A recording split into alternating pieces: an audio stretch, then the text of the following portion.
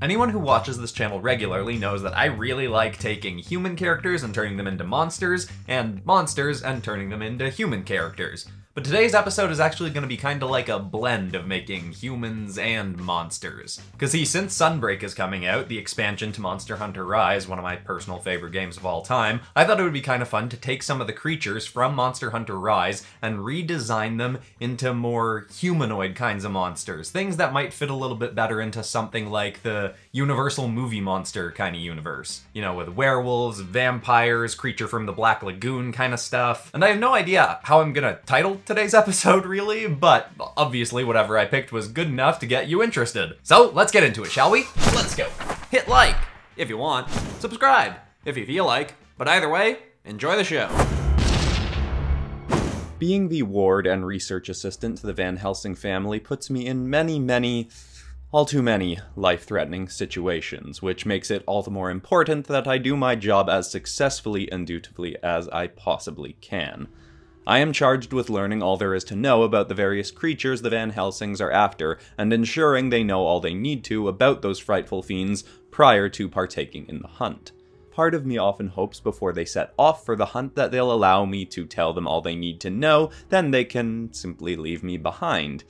But in most cases they'll insist on my accompaniment so I can provide further information in the field, as well as carry their various weaponry. It is always a frightful task, but I also know that the only way to overcome my fears is to face them over and over, and over and over and over again. I do wonder when it will begin to get easier. Anyhow, one of the creatures I most recently researched was the Somnacanth. Legend has it this lethal mer creature was once a woman who spent her days in the flooded forest near her village. This woods was long believed to be a cursed place by her fellow villagers, who constantly told her to stay away. But she did not listen. She adored the waters so dearly that she'd spend any spare moment she had basking in the forest pools. She'd swim and sing to herself for hours on end, even spending nights sleeping on her back in the waters.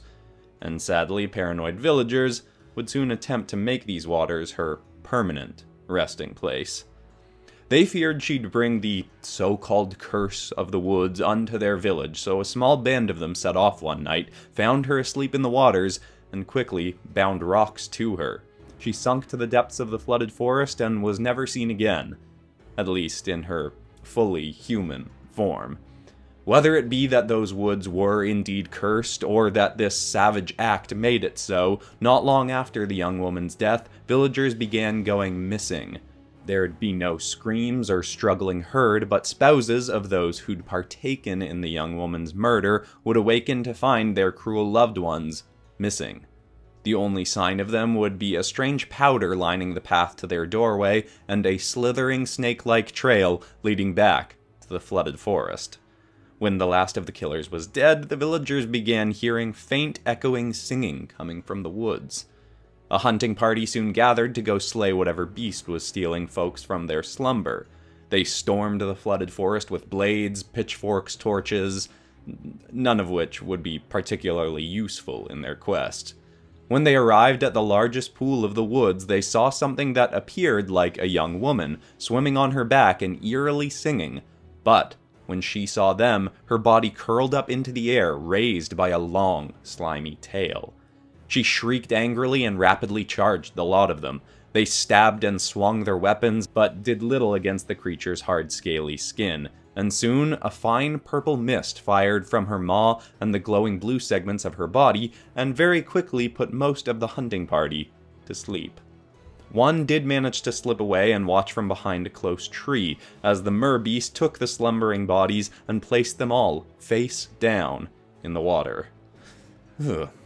Now this mer-beast sleeps and sings and waits in the flooded forest, no longer seeking new victims, seeming somewhat satisfied by ending the lives of those who had taken hers. But if any beings wander into her watery abode, she'll relentlessly attack, regardless of their intent, assuming all who enter to be there to once more attempt to take her life.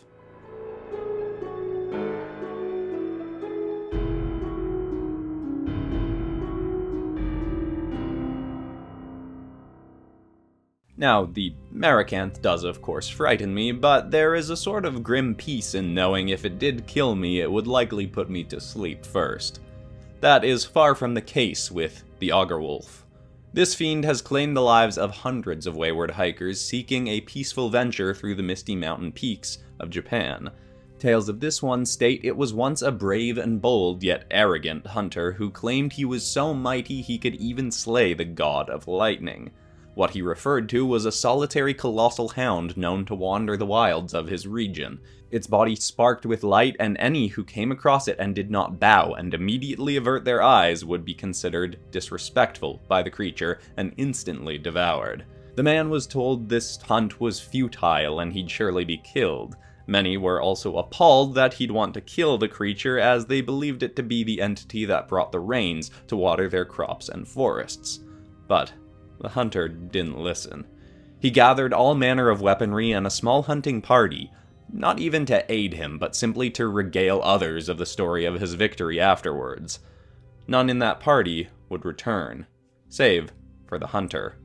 Days later, he was seen again, coming home with his clothes tattered, claw and bite marks covering his flesh, but indeed dragging the head of the god of lightning. Few in the village agreed on what to do about this. Some were indeed impressed. Many were afraid, as I likely would have been, but ignoring all opinion, the hunter placed the head on a spike in the center of town, then went home to slumber. And his mind may have gotten rest that night, but his body certainly did not. Though the hunter awoke to find, shockingly, that all of his wounds from the prior day's battle had healed back to simple scars. Unfortunately, his village didn't awaken to any other positive occurrences. The hunter went out into the village to find blood and limbs strewn about the streets, with dozens mourning and sharing through tears their experiences of the dreadful night that had just passed. A creature that resembled a blend of a man and the god of lightning had torn through the village and devoured any who were out wandering the night.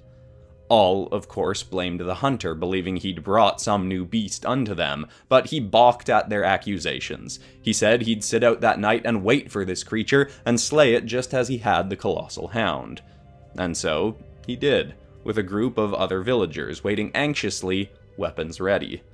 No creature came to the village from the outside, but when light of the moon finally beamed in the sky, the hunter started to thrash.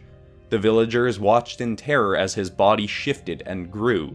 Skin turned to scales, a tail sprouted forth, and lightning sparked off his body as he transformed into a 10-foot-tall werebeast. He tore through the hunting party and awoke the next day with no memory of this occurrence, but with the evidence of it all around him. He was thereafter chased from the village, and for some time many would search on after him as he hid in the woods to try and slay him, but none have succeeded thus far. Now he looms in those same mountains and kills any who seek after him. By day he may be a lethal hunter by the standards of any man, but by night that ruthless nature grows tenfold.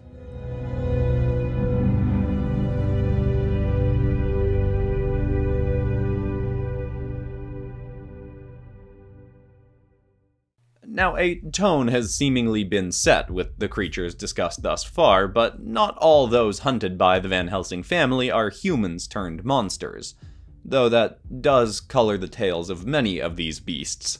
Given that, I would not be surprised if the tale of my own life eventually ends with me becoming one of the very beasts I'm charged with helping the Helsings hunt.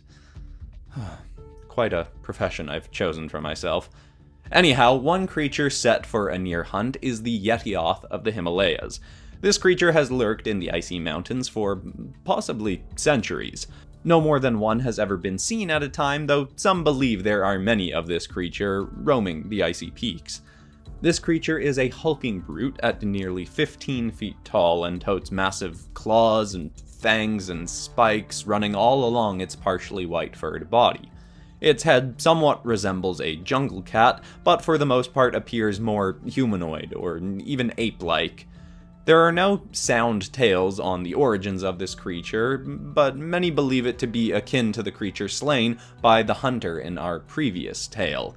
They consider it to be a menacing god of the mountains who will slay any unworthy travelers who set foot on its land. Some claim that intrepid enough climbers and hikers have been permitted by this creature to pass through. They believe if you show no fear in the face of this beast and march on with steadfast determination, the creature will not attack, respecting those with enough fortitude to make it through the treacherous mountains. But this has never been proven. The creature will oft devour those who try to make it through its territory, but on occasion it will simply spit from its maw a misty stream of freezing air that can near instantly encase its victims in ice. There, it will leave them frozen until it's hungry enough to eat them, biting right through the thick ice, or it will leave them there to litter the mountains as a grim reminder to any who approach of what fate awaits them if they venture forth. Some hunters do claim to have wounded this creature with mere blows to the head. One returned to the base of the mountain badly wounded, but stating that he warded the creature off by striking it in the head with a heavy rock as it tried to devour him. Upon hearing multiple accounts of this, I am inclined to believe it, as if the creature's head is its most vulnerable point, it would explain why so many have a hard time laying a lethal blow. The creature is tall and vicious and has a head covered in horns and blade-like fangs. Getting close enough to its head to strike a lethal blow without being slain yourself will certainly not be an easy task, even for a Van Helsing. Perhaps I'll be permitted to wait at the base of the mountain for this outing, though I doubt that quite highly.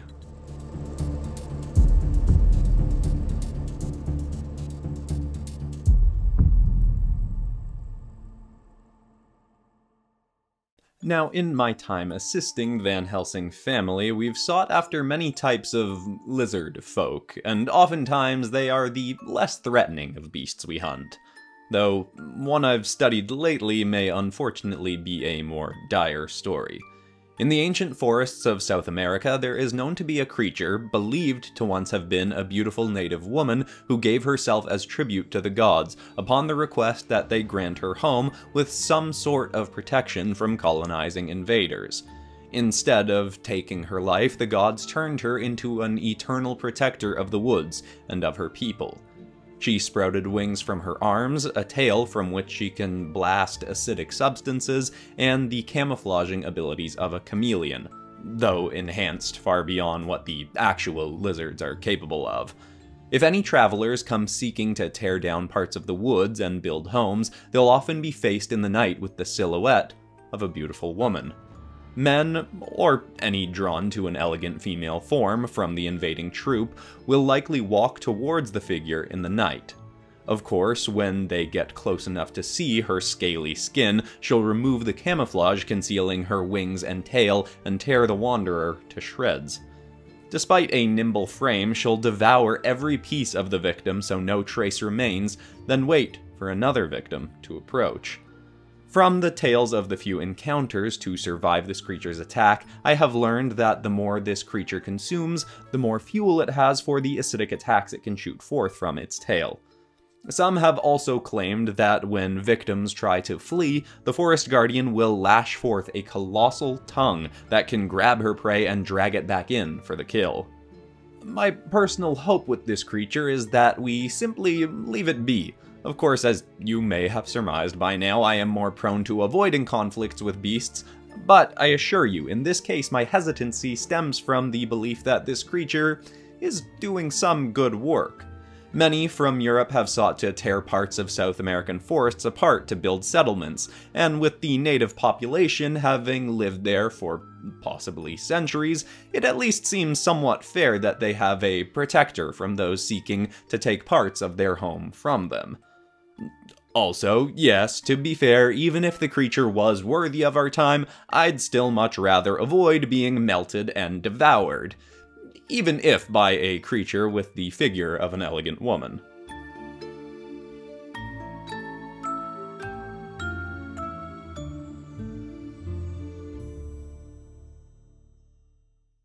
I don't know if this will spawn a whole series or be a one-off, but either way, I'm super happy with how this turned out. Though, the fact that I didn't turn the new Malzeno Elder Dragon into a vampire yet might in itself justify doing a second episode of this. Anyway, if you like humanizing, monstery kinds of characters, you might like my recent Pokemon Dungeons & Dragons episode. Or if you like this kind of tone, any of my demon episodes you might enjoy. And of course, if you do want to see more of this, I would love more suggestions for what Monster Hunter creatures to use, or what else I could do with Monster Hunter creatures, or what else I could put into this universe. Just give me all the ideas you got below. But besides that, that's all for today, except of course for ending this video on some kind of positive or inspiring note, and the thought I want to leave people with today is actually something I was utilizing myself this week, based on a concept I've heard Tony Robbins talk about a bunch, which is raising the standards of what you'll accept for your life. See, I used to have a big problem with my mind ruminating and just spinning around with negative thoughts in a loop, that I've gotten a lot better at overcoming in the last year thanks to meditation and some other helpful practices. But this week, for whatever reason, some negative thoughts were starting to get in on a loop, and so what I ended up doing is any time that started to happen, I would repeat out loud to myself, I am raising the standards of what I'll tolerate from my mind. I would just say that over and over, sometimes having to do it about 30 times, but it would always work to stop that loop of negative thinking. So if you're someone who also sometimes has a problem of ruminating on negativity, maybe give that a shot. I hope that's helpful to someone out there. Thanks so much for watching, everybody. I love you all, and I'll see you all in the next episode on Friday, which is the Community Redraw, Beast Chronicler 2.